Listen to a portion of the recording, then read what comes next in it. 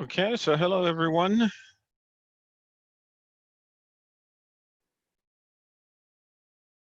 How are you all doing?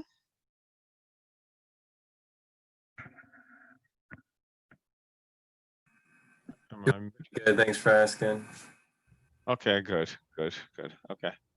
All right, let me see. I got a couple more folks who are trying to get in. Hello. Hi, how are you, Helen? Good, how are you? I'm good, thank you. Are you local? Yes. Oh, okay. Good. All right, I see. All right, 15-7-12. If you will put in the chat box your name, because that is the way that I will be able to keep the attendance.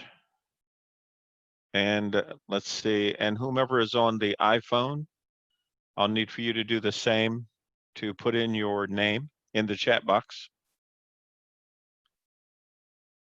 So if your name does not come up on the screen for participants, then I need for you to go into the chat box and type in your name, so I'll be able to give you attendance for being here. All right, let's see. Okay, so again, welcome to Psych 230. And so I anticipate, because we've got about 31 folks, and now let me ask a quick question. Who is a psychology major? So are you taking the class as a major subject? I am. Okay. So you can put it in the chat box if you would. Okay. Type yes or no.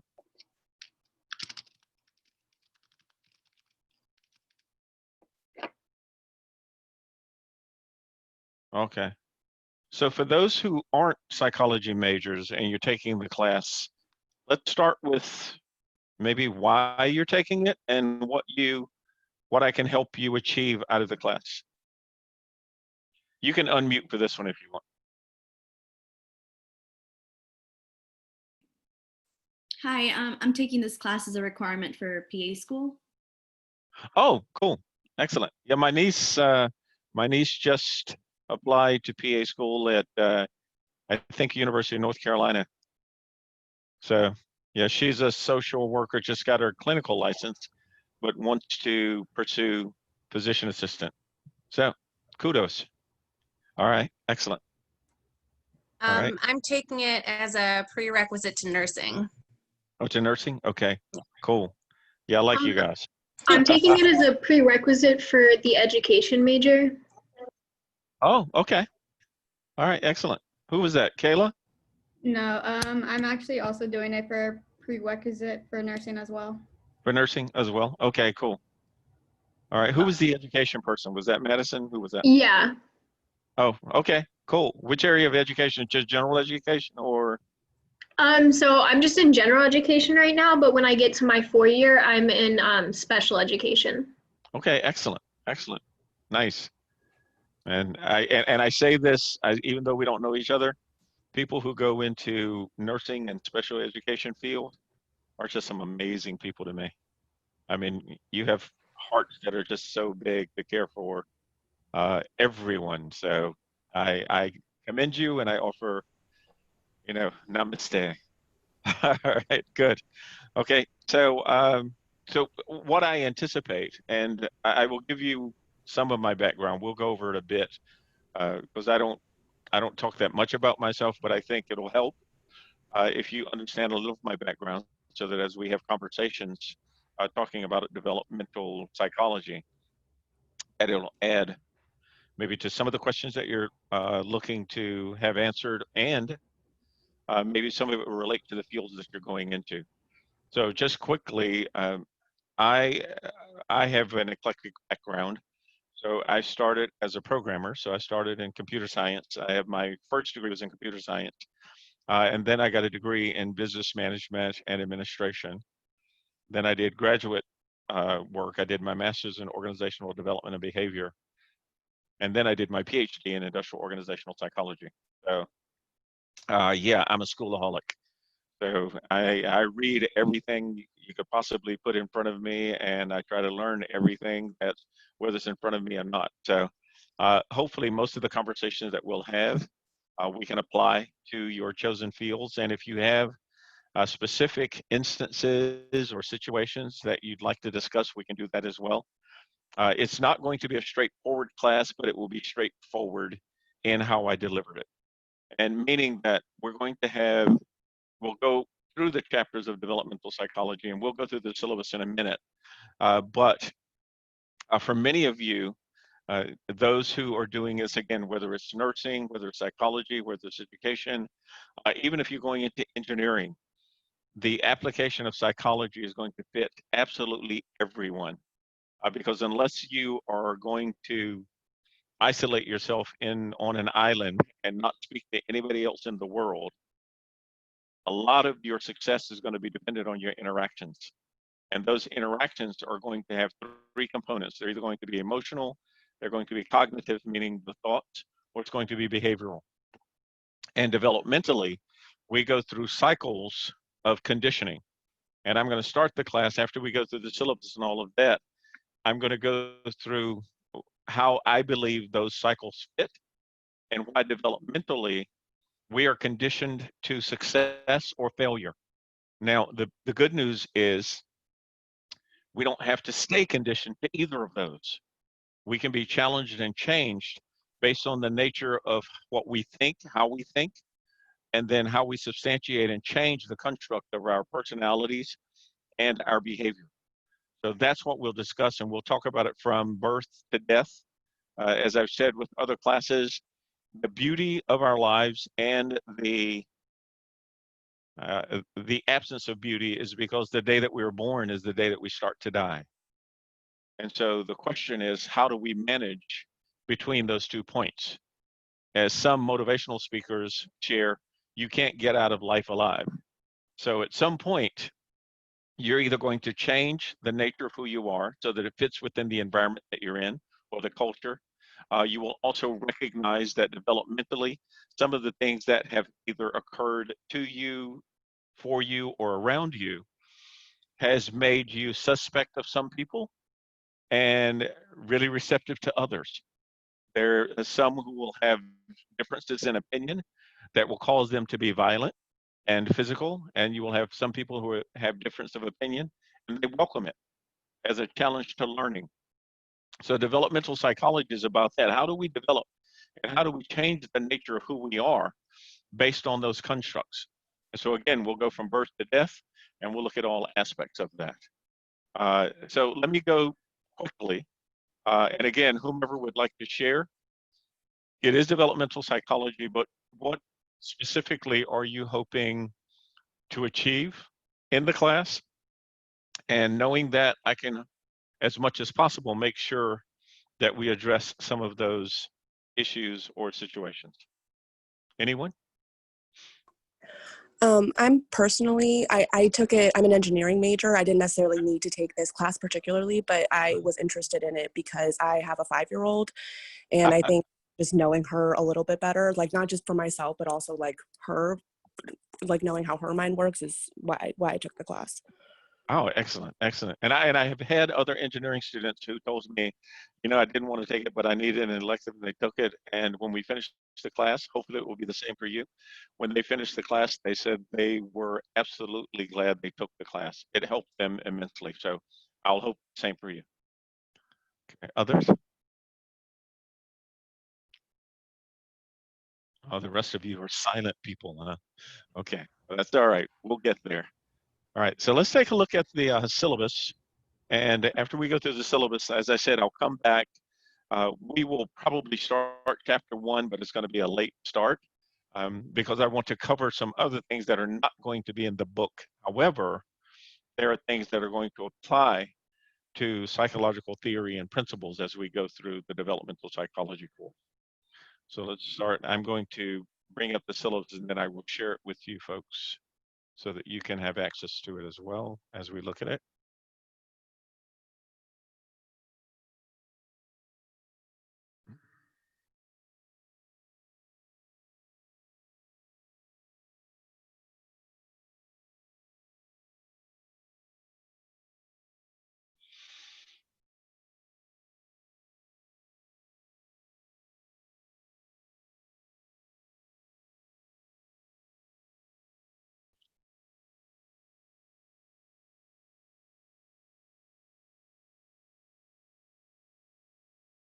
Okay, so here's the syllabus.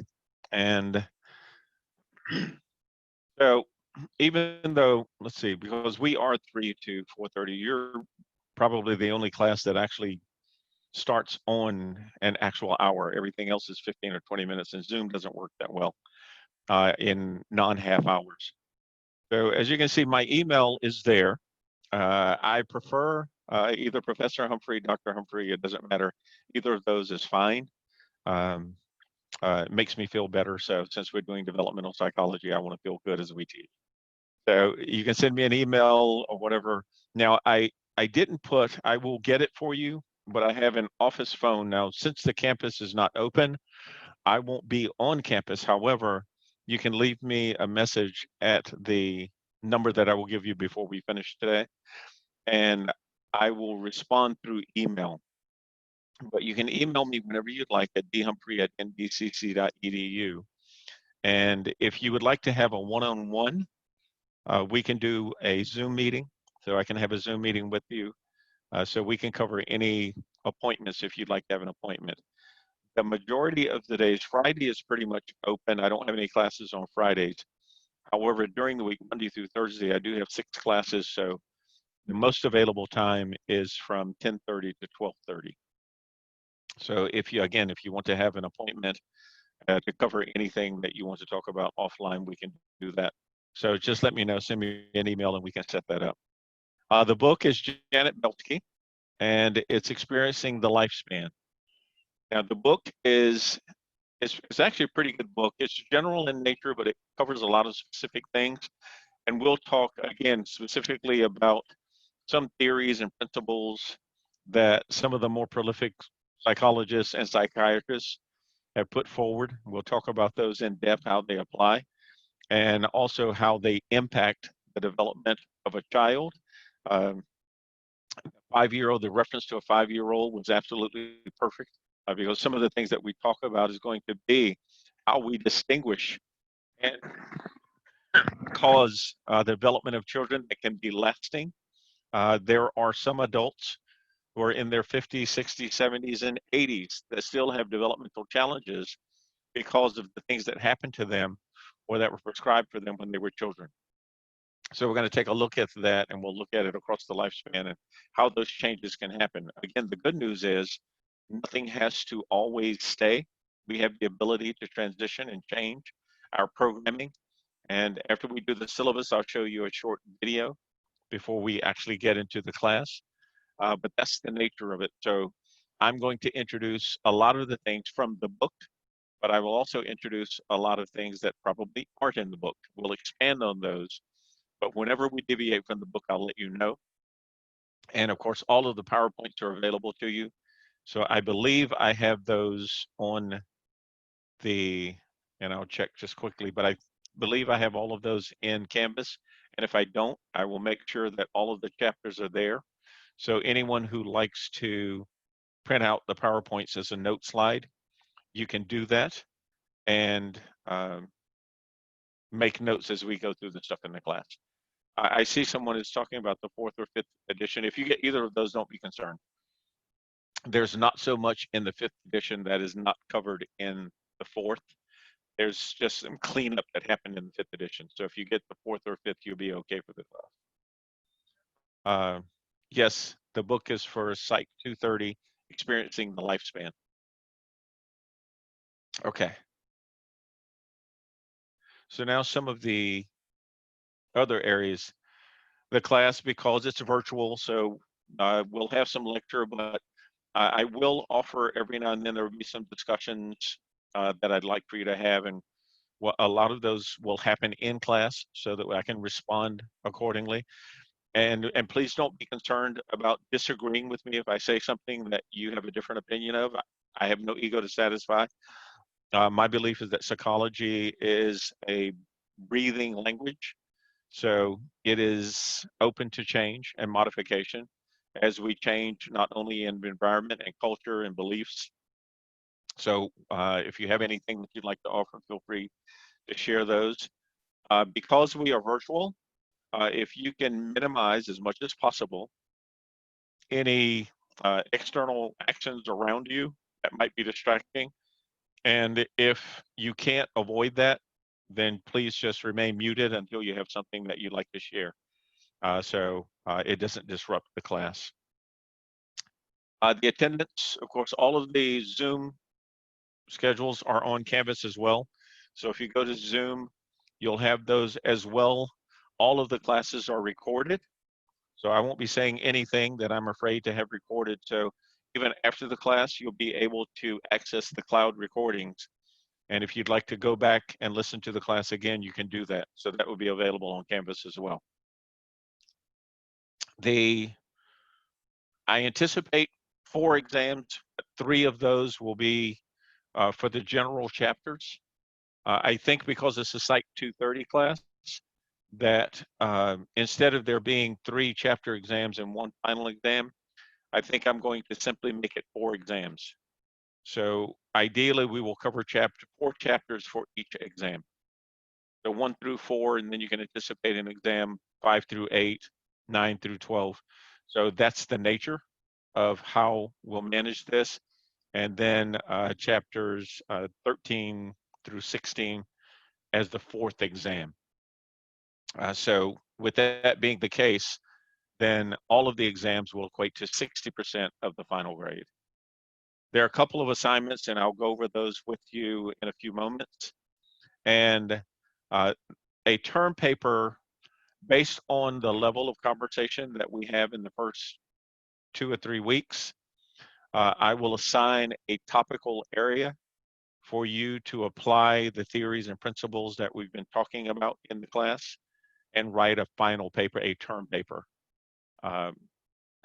Again, I use that subjectively to get a sense of how well you understand the principles and theories that we discuss, but I use it objectively to assign a grade so that it can help you achieve whatever you're hoping to get out of this.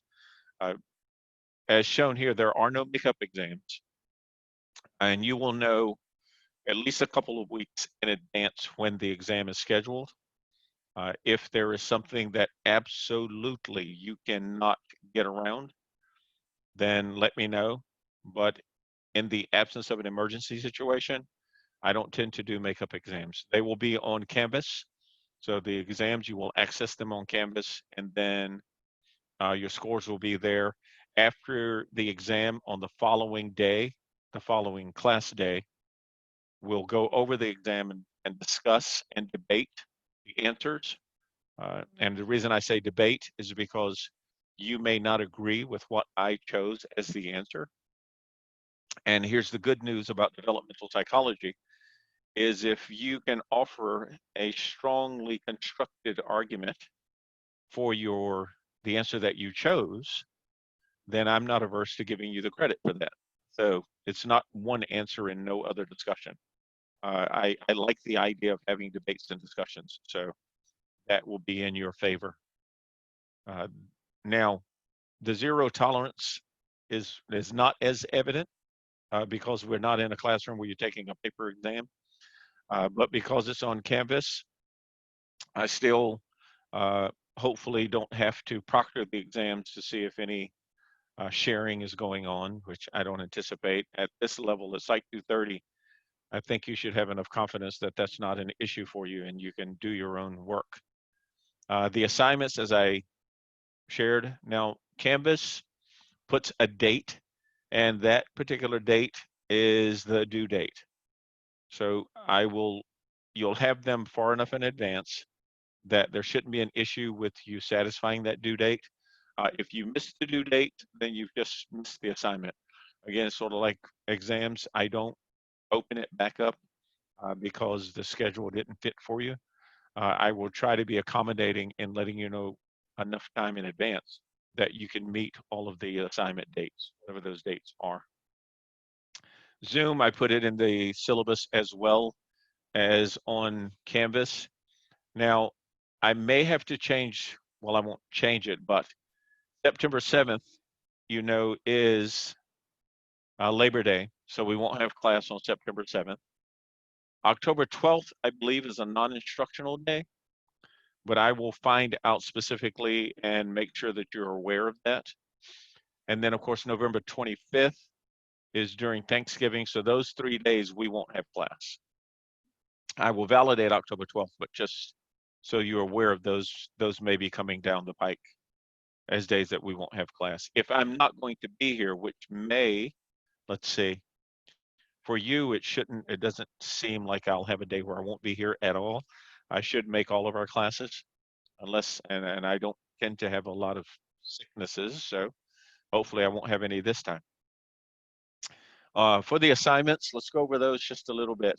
And so assignment 1, write a paper that discusses your personality. And we're going to talk a lot about that today. At least 2 critical factors that you believe were instrumental in you becoming the person you currently are.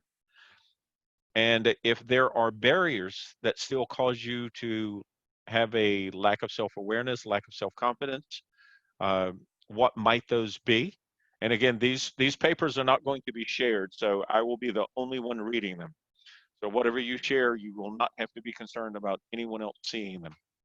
And now, of course, what theories or principles that we talk about apply to either of those reasons why you question yourself, the conditioning that you've had, or how someone has influenced your behavior to be positive or negative. But all of the assignments should have a theoretical basis. So no matter what you talk about, there should be an application to that. There will be a rubric that I will put out on Canvas, and the rubric will talk about the way that I look at papers to assign grades, and I will have those in several segments, whether it's 95 to 100 or 90 to 94. You'll see the criteria for that, so that you'll know how to structure your papers to get the highest grade that you want or anticipate. Assignment 2, and we'll talk about Erickson more, but Erickson described a period of free experimentation before a final identity.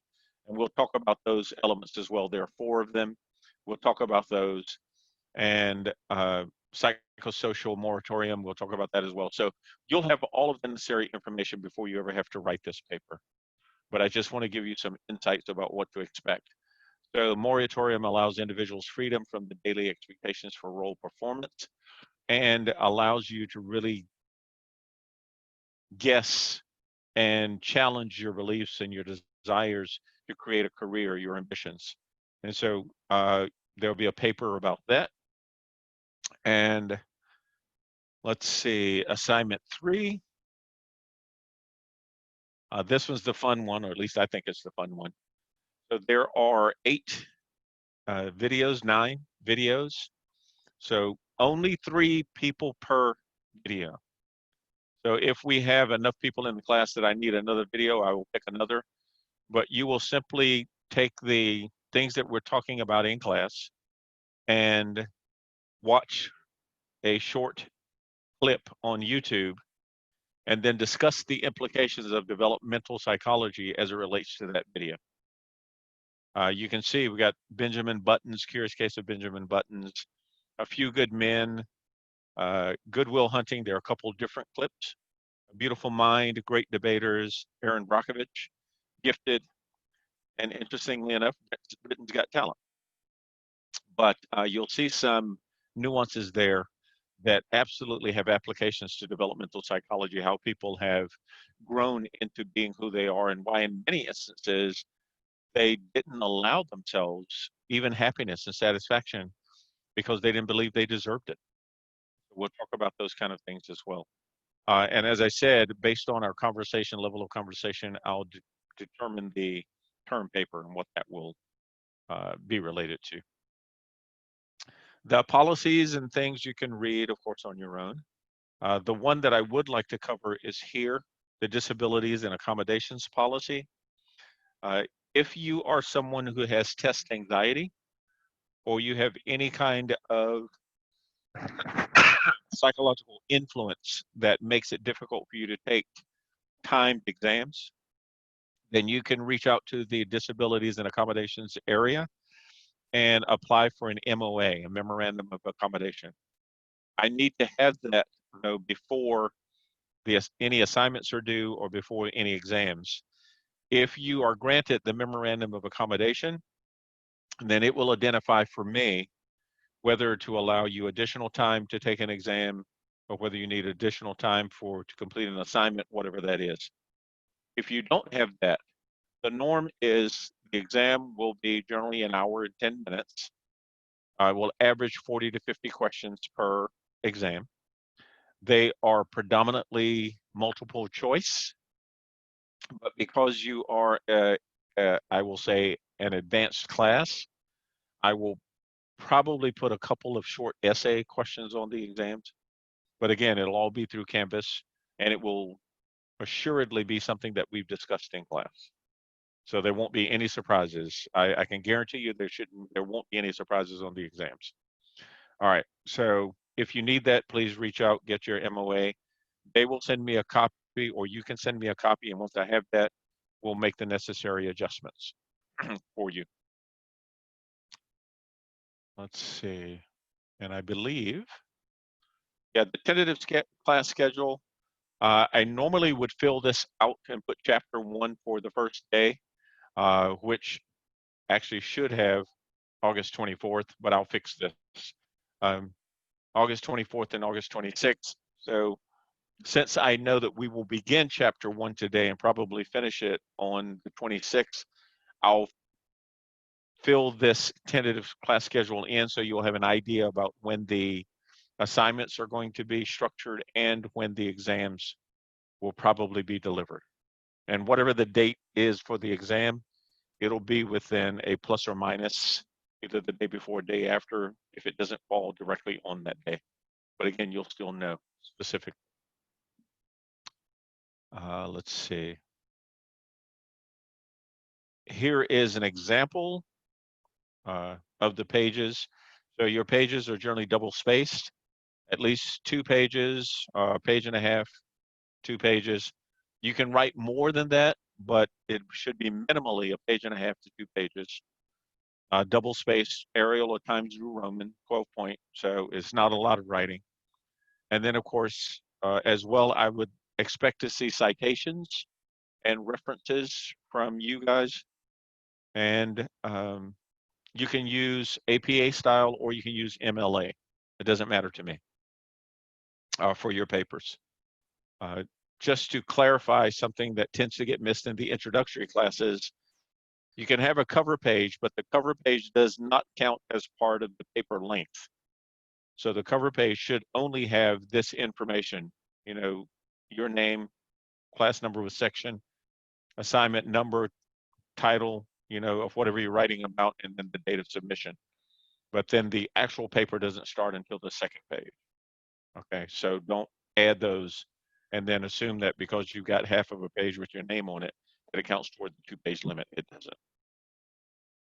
All right, now, another thing, as I said before, I'm a readaholic, and so there will be no papers, 0 papers that you submit that I won't read all the way through. And because of that, just be aware that I do heavily scrutinize writing. Now, it's not an English class, so if you're not a good writer, don't worry about that. I'm looking for context. So as long as the context is in there and it shows the psychological associations with principles and theories, then you're okay. You don't have to be a first-rate writer. That's not what I'm looking for. And I think that's pretty much it for the syllabus. Any questions? No? Okay. All right, so I'm going to show a short video. And after we watch the video, we'll come back and then we'll jump into some conversations about this area of psychology called developmental psychology. All right, so I'm going to open up the video. And once I open it up, then I'll share it with you.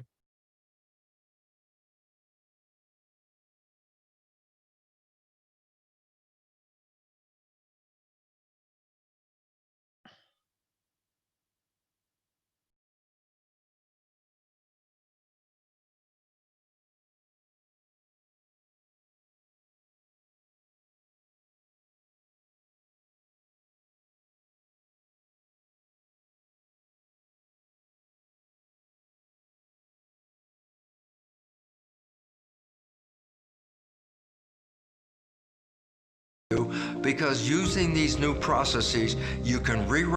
The conscious mind is a creative mind. The subconscious mind is a programmed mind, a habit mind.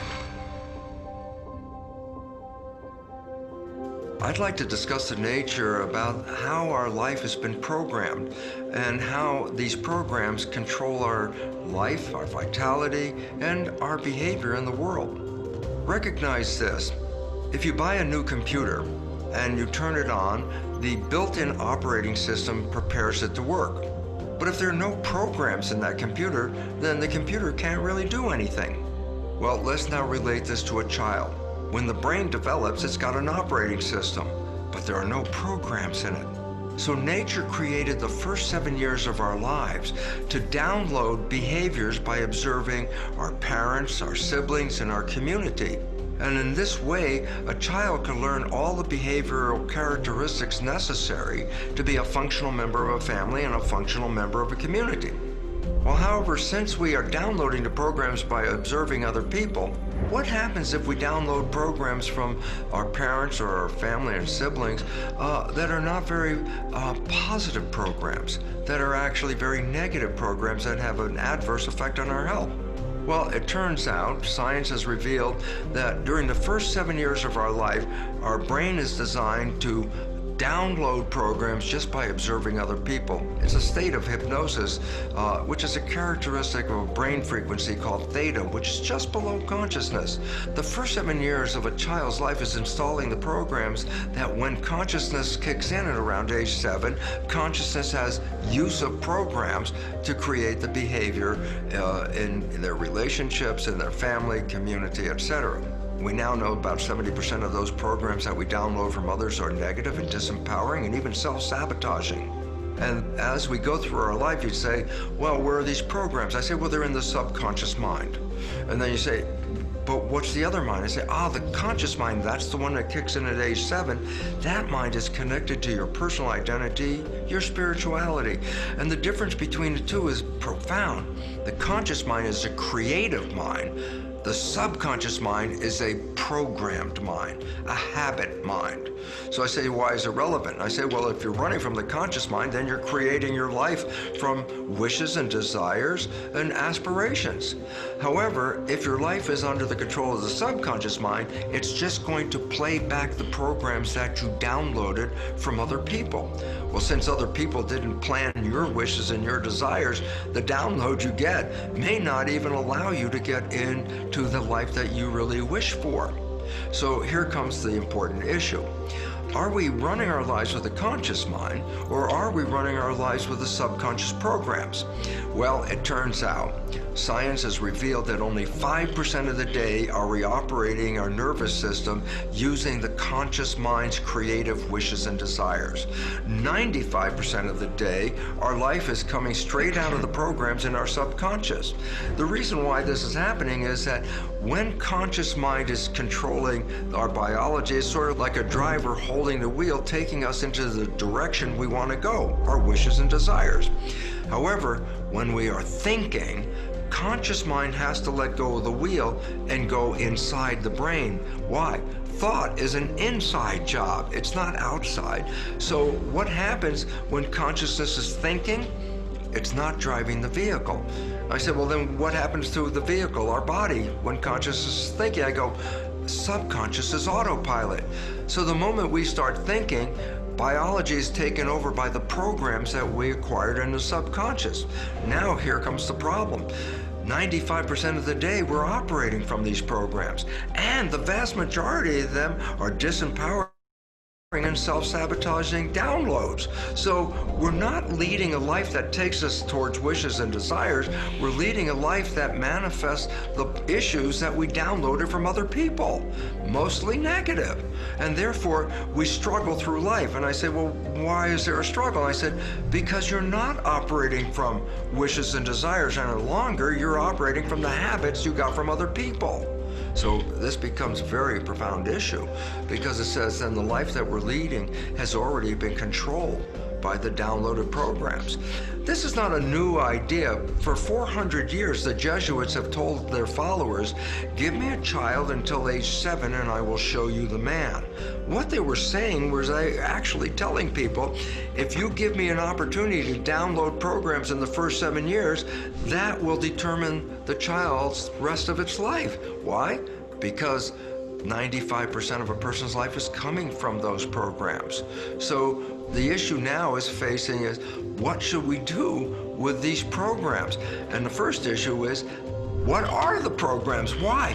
Because they were being downloaded in the last trimester of pregnancy and all the way through the first 7 years of life. So basically, you weren't there when you were in the womb.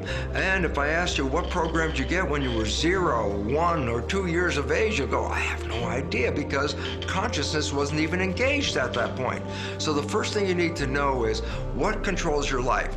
95% from the programs. Yeah, but what are the programs? And here comes a simple insight. 95% of your life is coming from the program, so your life is a printout of the programs downloaded in your subconscious mind. And so significance is easy. Look at your life. The things you love and desire and wish for that come into your life, they come in because the subconscious has programs to acknowledge that. But here's the more important part. Where you struggle in your life, where you want to have a certain outcome, but you work hard for it, you put a lot of effort into it, you're sweating over it to make something happen. Why are you struggling so hard to create those wishes and desires? And the answer is very simple. The programs that you were downloaded with do not support those ends. So as a result, your behavior is sabotaging you. And then, this is the link and the catch for all of it is, when you are playing subconscious programs, why are you playing them? Because conscious mind is inside thinking. And as a result, conscious mind is not observing the behavior that's coming out from the program. And since most of those programs are self-sabotaging and disempowering, you yourself don't even see that you're engaged in the process, because subconscious is playing that and conscious mind's not observing it. And why this then becomes important is, it's necessary for you to understand these programs, because we can change those programs. And when we change the programs in the subconscious, we rewrite the character of our lives. While the conscious mind is a creative mind, it can learn in any number of ways. Reading a self-help book, watching this particular video, going to a lecture. You can easily download new knowledge into the conscious mind. The significance is the conscious mind is creative and it can be very smart. But the issue is, downloading new knowledge into the conscious mind does not change the program in the subconscious. It's a different mind and learns in a completely different way. The subconscious mind is the habit mind. And by definition, we don't want to change habits very easily, especially, for example, consider, when did you learn how to walk? Before you were 2. I don't care what age you are at, almost all of us never have to relearn how to walk. And I say, well, thank you, subconscious mind, because you downloaded the habit of walking, and it tries to resist any change to that. But when you get a negative belief, it also tries to resist change. So the issue is this: how can I put programs into the subconscious mind, new ones to replace the ones that are sabotaging me? And the answer is this: there are only 3 ways that you can rewrite subconscious mind. The first way is through hypnosis. This is the process that you downloaded programs in the first 7 years.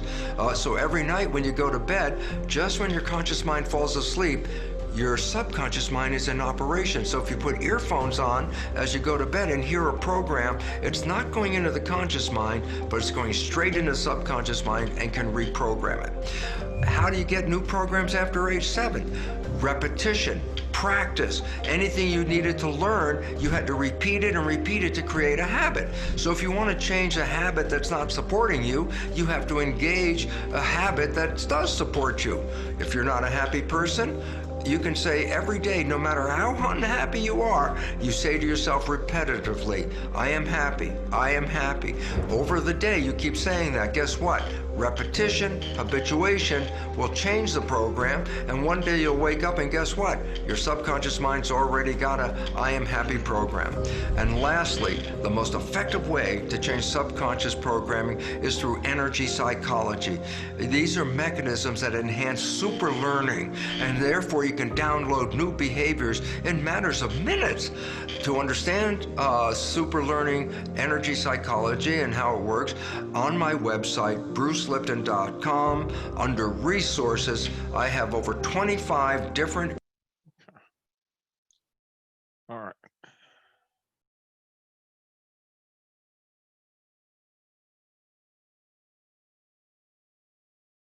Oh, any questions? Any thoughts about that? So that's what we're gonna delve into before we ever even get to the chapters in the book. I want to delve there because again, developmentally, I think there are three primary periods in our lives that either determine and or structure who we are, what we become, and what our level of competence is, not only in ourselves, but in others. So I'm going to draw that here.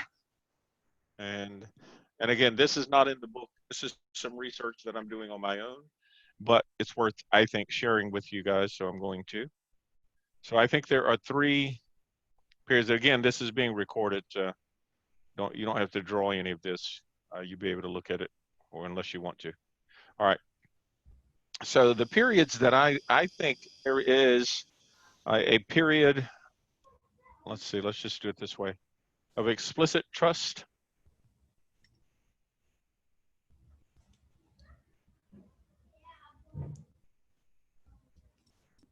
A period of implicit trust.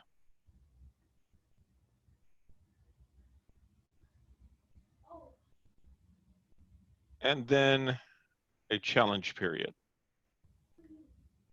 So, okay, let's go here. All right, participants.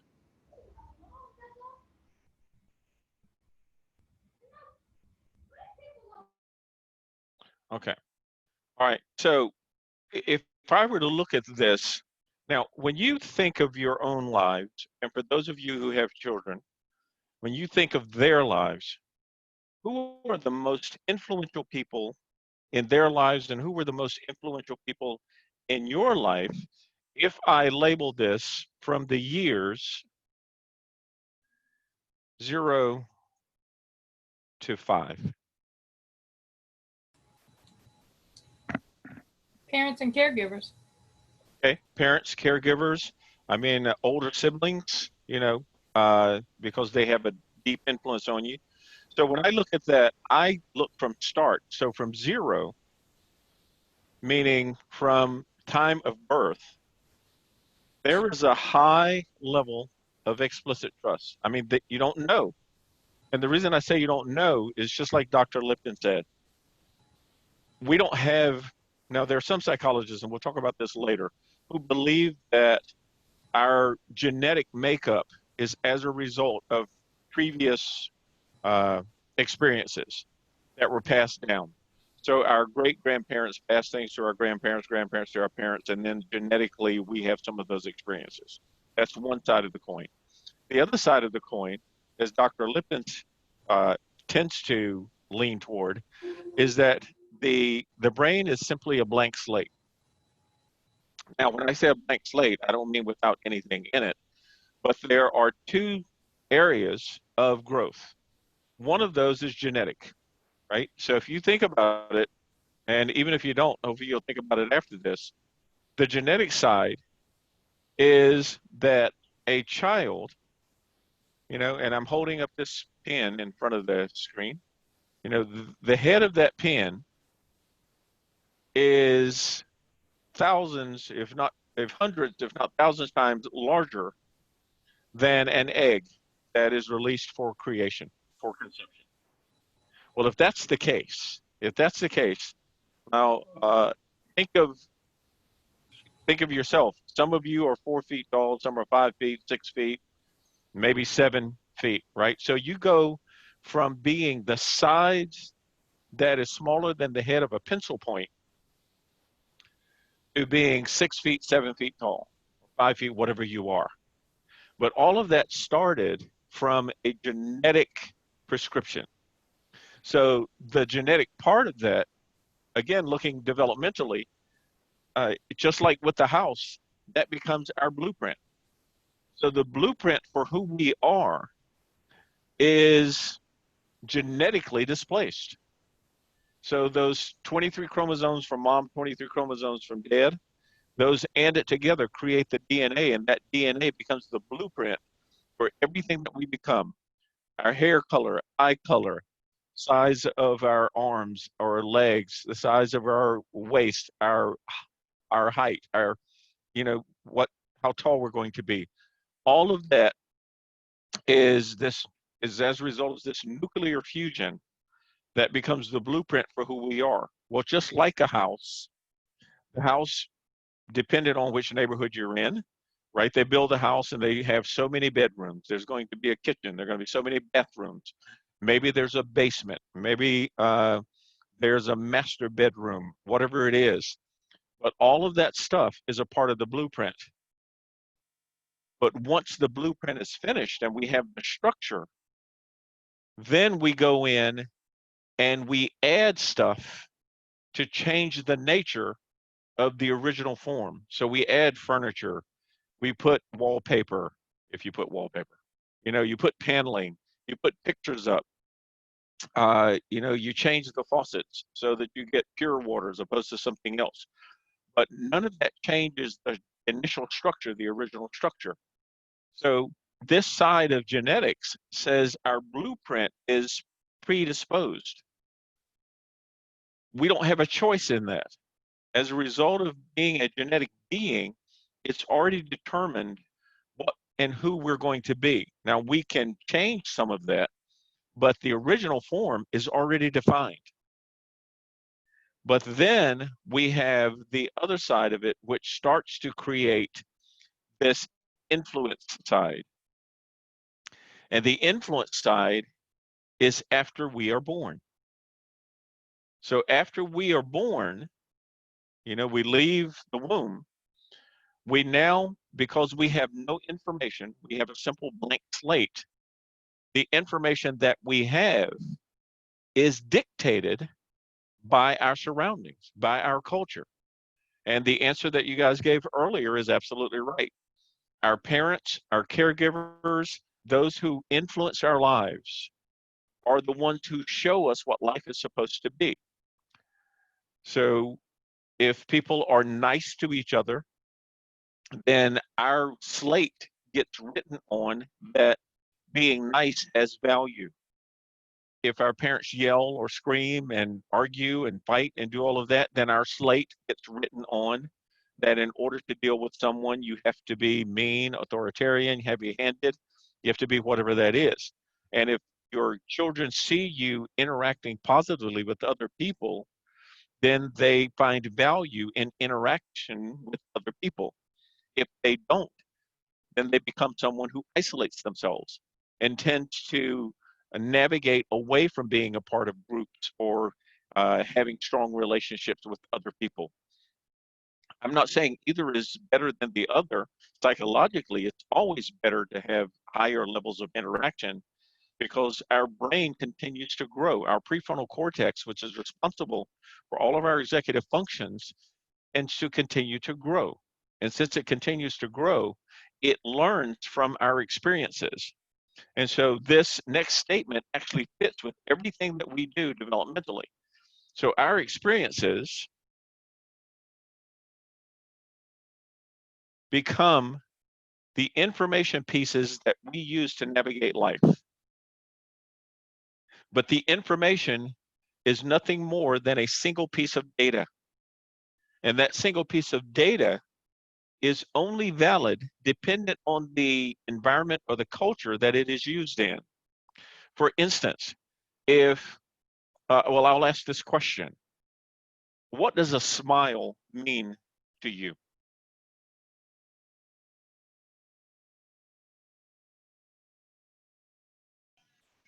It usually indicates happiness.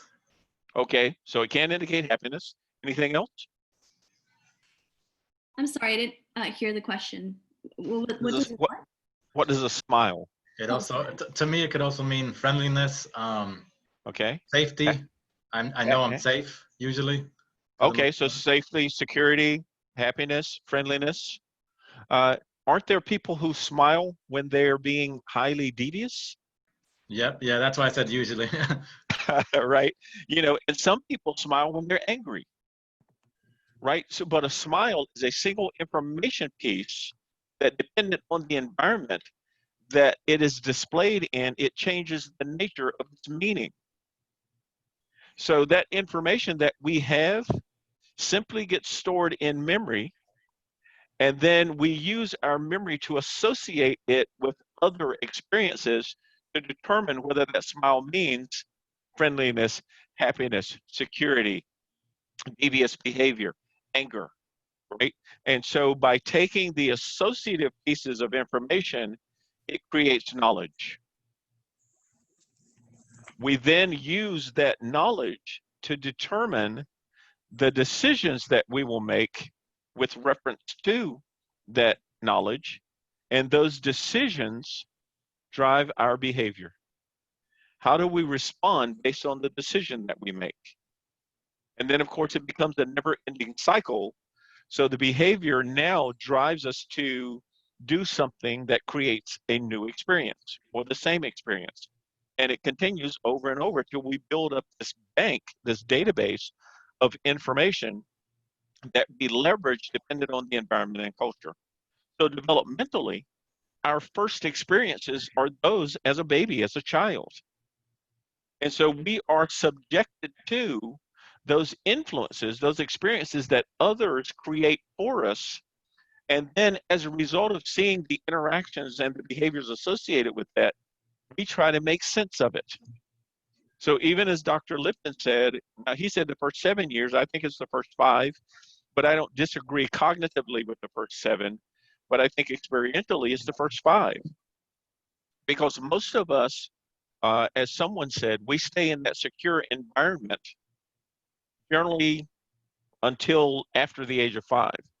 Now, it doesn't mean you can't go to Montessori or preschool or something like that, but most of us, the majority of our influences, our security, is as a result of the interactions that we have with our parents and other caregivers. That becomes the primary relationship.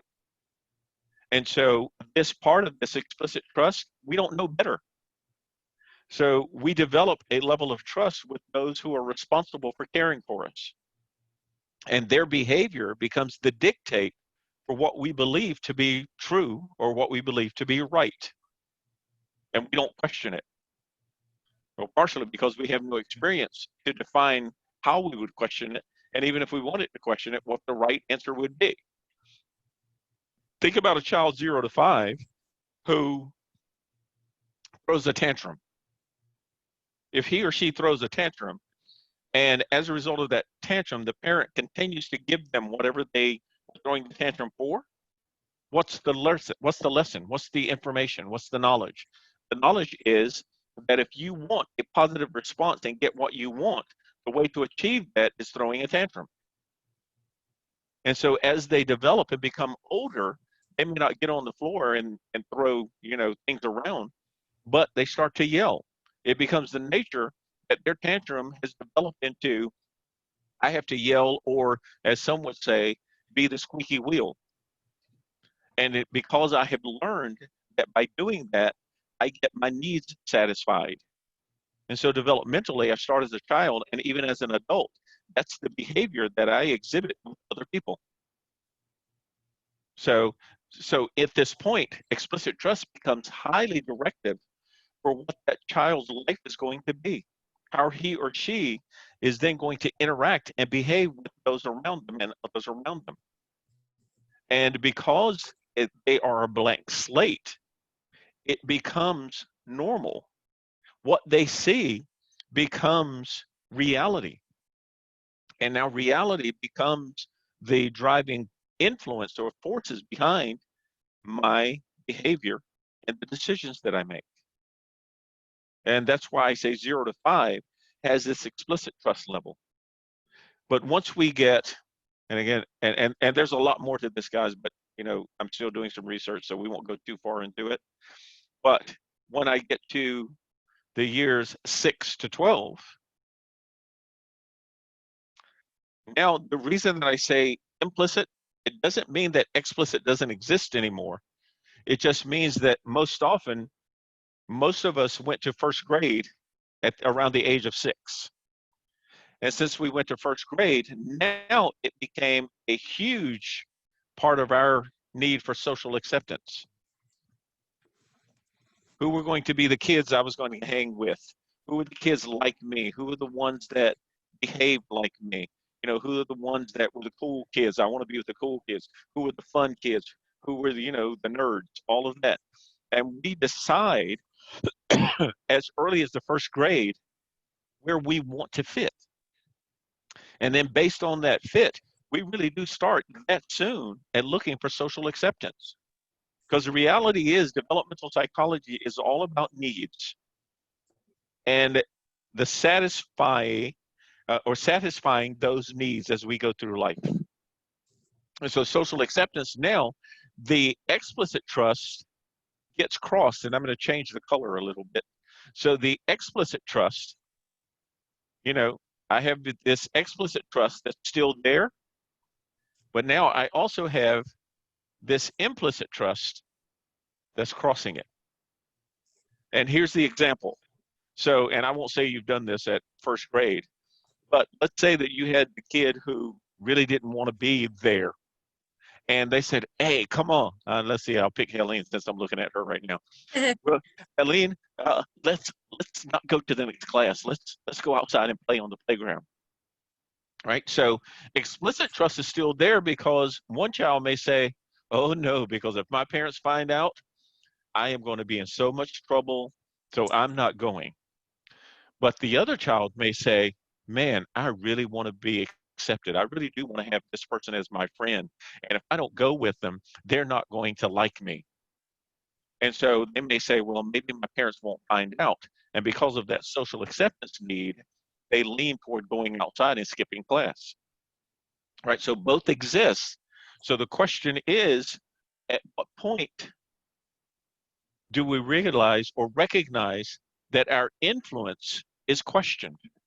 I mean, and again, I'm not talking about anyone's parenting style, but if you get to the point where the child says they have questions, but you disallow questions, answers, you don't provide answers, my way or the highway, you just do as you're told.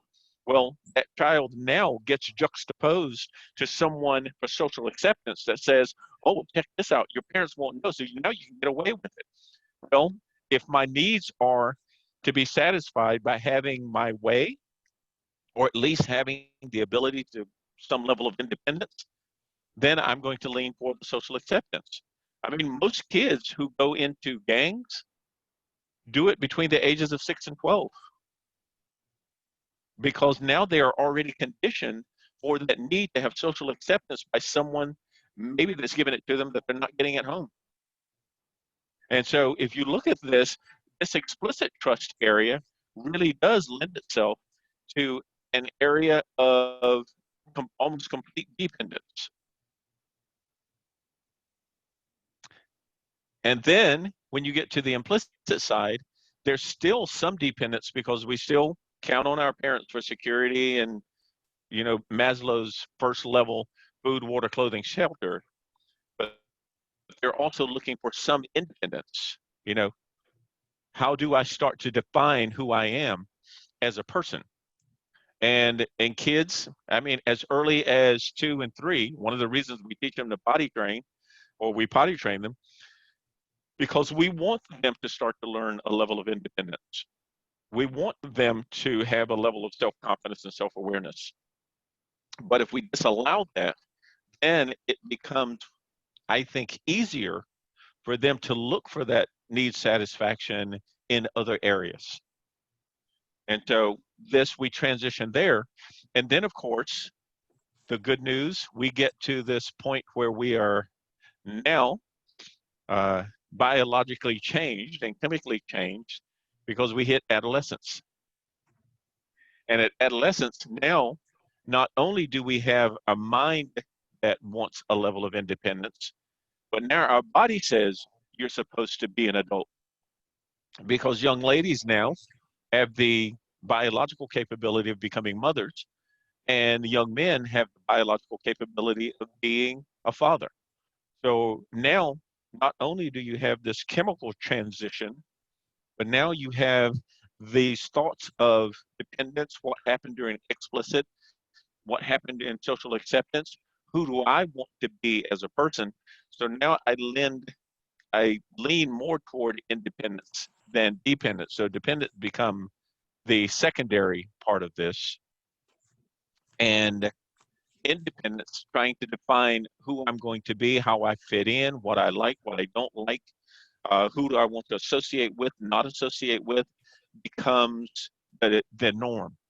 So that's why I call this the challenge, because now we have a third layer that's introduced, and that third layer is, so we have implicit, we have, I'm sorry, explicit, we have implicit, and now we're introducing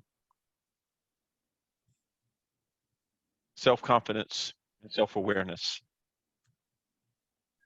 So let's say, as I did, and I will use an example that worked for me, but my dad smoked. My dad smoked his entire life.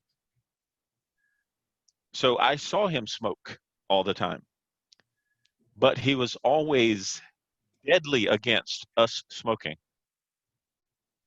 But during this period, I was like, okay, Dad doesn't want me to smoke. I won't smoke, because he's the mighty man. I get to social acceptance, and in the 8th, 7th, 8th, 9th grade, I had kids in school with me who would sneak out back and smoke. And I was like, well, wait a minute. I was told not to smoke. So you aren't supposed to smoke, but they're smoking, and they look like they're having a good time at it. So, and I don't see them, with lung disease or anything like that, because of course they're 8, 9 years old. And so I see it, but I don't see the implications. I don't see the negative side. But then I get over here to the challenge side, and I say, well, wait a minute. Is that what I want to do? Because I can do what my dad said, or I can do what my friends do. And I make a decision. I challenge the validity of the explicit, and I challenge the validity of the implicit, and decide for myself what it is I want to do, what I want to become. And so I challenge the norms that were established for me.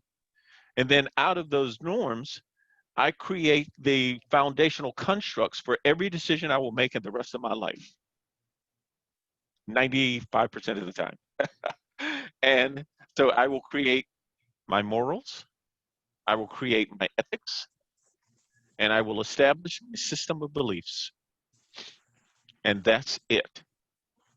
And what I presuppose is that those things become the defining features of my personality. And even if you don't see it right now, think of it this way.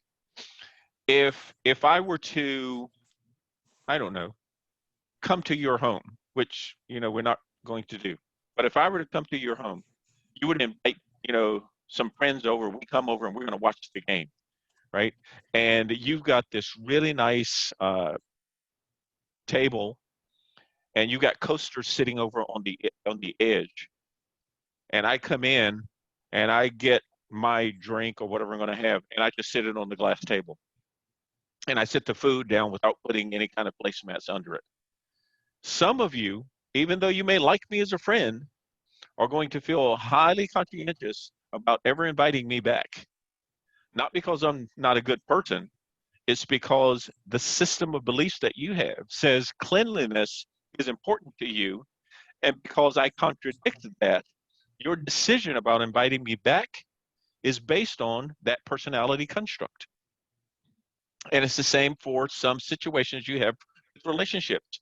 Some of you may be interested in someone right now, but you look at them and you say, oh, well, they don't behave the way that, I think they should, or they do behave. I mean, the number, and please forgive me for this, but this is just my point of reference as a male, the number of women who like bad boys, but grow up in really comfortable homes. They look for the exact opposite of what they have seen their lives and say, you know what, I want that experience. Well, so their morals, ethics, and beliefs were challenged against the comfortable goody two-shoes life they had. And it says, that's not the one I want. So they go to the opposite side. But you will also have people who will say, you know what, I appreciated the life I had with my family. And that's the kind of family I want. But you make those decisions. And the reason that I put generally, I'm sorry, I generally put this one 13 to 18. Because most often 18 is where our major dependence ends. Because 19 is generally when we leave home, even if it's going to college, getting our own job, getting our own place, going to the military, whatever it is. 19 tends to be that window. Now I add 19, but plus or minus 2 years, because some mature sooner than others, right? But the idea is that once I establish these 3 boxes, then those become the core constructs of what I use to make decisions about what's going to impact me. And so developmentally, we start as a child, move into childhood or baby childhood, into adolescence, and then the adult is a representative character of those 3 boxes, right? So that's the idea. And again, plus or minus. And women tend to mature sooner, and it is a proven fact simply because women's prefrontal cortex tends to mature around the age of 23. Men's prefrontal cortex tends to mature around the age of 25. So yes, ladies, that's why we act like kids when we're around you. I think All you right. mean 55. No. We'll have to do some more research on that. but yes, so now I will offer this. Our personality tends to become fixed around that age of 19 plus or minus 2 years, and that follows us the rest of our lives. However, if we go through a traumatic experience, trauma will sometimes force us to change the status of our morals, ethics, and beliefs. But in the absence of a traumatic experience, we're pretty much fixed in what we believe and how we see life around the age of 19 plus or minus 2 years. So when we start talking about development over the lifespan, think about that as we open up some of the constructs of childhood and adolescence and young adulthood, middle adulthood, late adulthood, all of those things. But the nature of them tend to be established over these, what I believe are these 3 distinct periods. Any questions, contradictions, thoughts? Remember, I am open. I have nothing to satisfy other than hopefully answering any questions that you have. When you're saying explicit trust, do you Yes. mean through those years that children openly, unconditionally trust everyone during those years? I don't think everyone. I think those who have been structured to be the caregiver, the person who provides security. I liken this to Maslow's basic, the first level of Maslow's hierarchy: food, water, clothing, shelter, right? And then the second level, security. So because you can have a child who may have a different mother and father, but they feel more secure with someone else. Once they have that alignment, I think there is an unconditional trust in that person. They believe that they will take care of them, they're responsible for them, those things, yes. And where would you put or abuse children that don't trust? Well, and so that's a great point, but the idea is that explicit trust, this level of dependence, is associated with a level of trust. Now, all of that can be negated by having a child who's abused or a child who's neglected, right? So they won't fit into this category. They won't fit this norm at all. The most that will happen is that they will start developing a level of independence much sooner, because they will have the opposite of this. They won't trust people. They won't trust that others are responsible. And so their influence is to isolate and to do things that are opposite what those people who didn't take care of me and look out for me, whatever they have done, I want to do the exact opposite. Yeah. Yeah, they become the antithesis of this. Yeah, great question. Yep. Others? So I got, yeah, Sorry, go go ahead. ahead. No, please. Oh, okay. Will this like drawing note sheet be linked somewhere on your page? This is being recorded, so the lecture is being recorded, Okay. and so this will absolutely be in the recording. Okay. So anything that I present during the lecture will be captured in the recording. Okay. Thank you. Yep. Yeah. Okay. So we're good so far? I had a question. So, Please. according to Dr. Lipton, he believed that we were born with a clean slate mind, basically, and then we download programs. And then you said the other school of thought was that some scientists or researchers believe we are already programmed with some programs based off of our genetics. So how does that affect our morals and personality, ethics, and everything? Does that have an effect with the genetics? It could, and it does. And let me go back to Dr. Lipton, right? So when he's saying the sub-programs, remember he's talking about our natural operating programs. So how to walk, how to talk, how to learn, those things.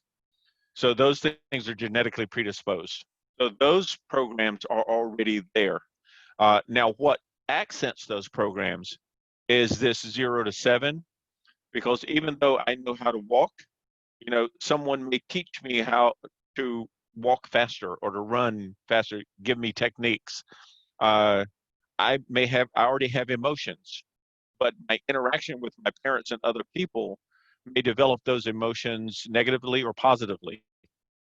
But because we are a blank slate, as you said, that blank slate, whatever we see becomes our norm because we don't have anything to contradict it.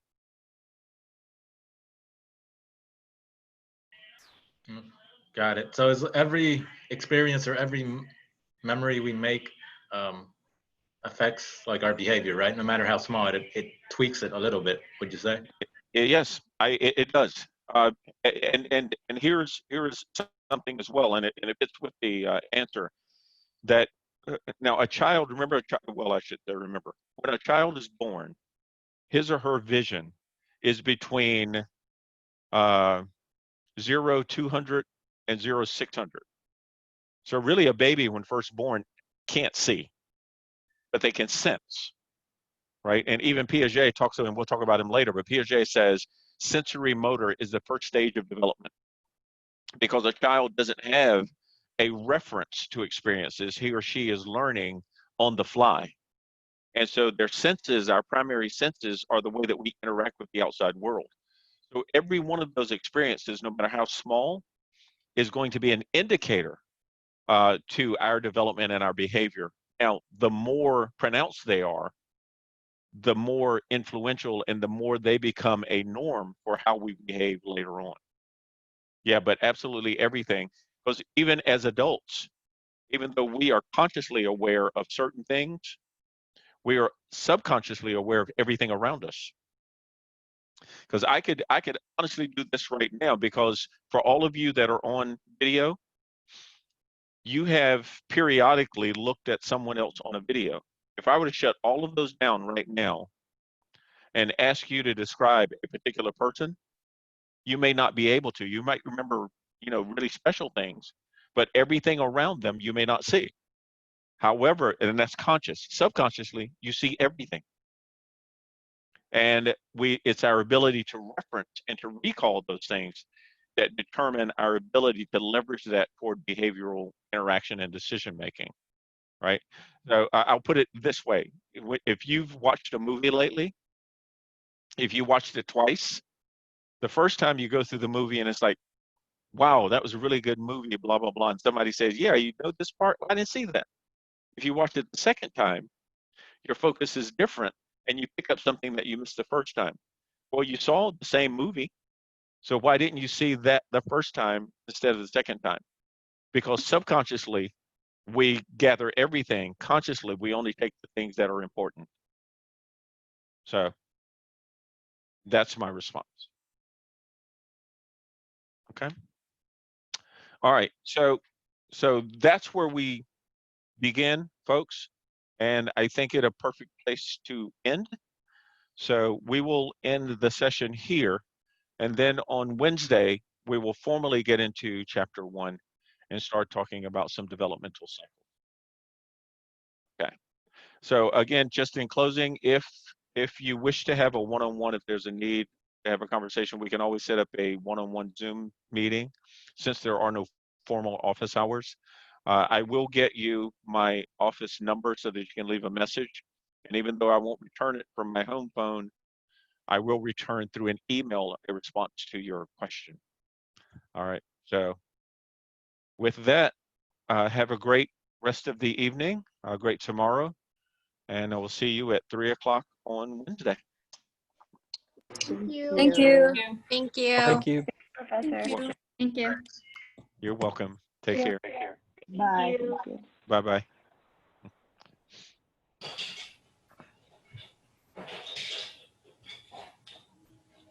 Dr. Humphreys, are you Yes, still on? I am. Just one quick question on your assignment 1. I know you said it was a minimum of a page and a half. Do you have a maximum? Because I know you've got like 40 students to read. I don't have a maximum, and part of it is, I guess, because I am a readaholic. So if someone takes the time to write it, I will take the time to read it. Yeah, yeah. Hopefully I won't have 30 people writing 4 pages, but if they write them, I will read them. All right. Thank you. You're welcome. Take care.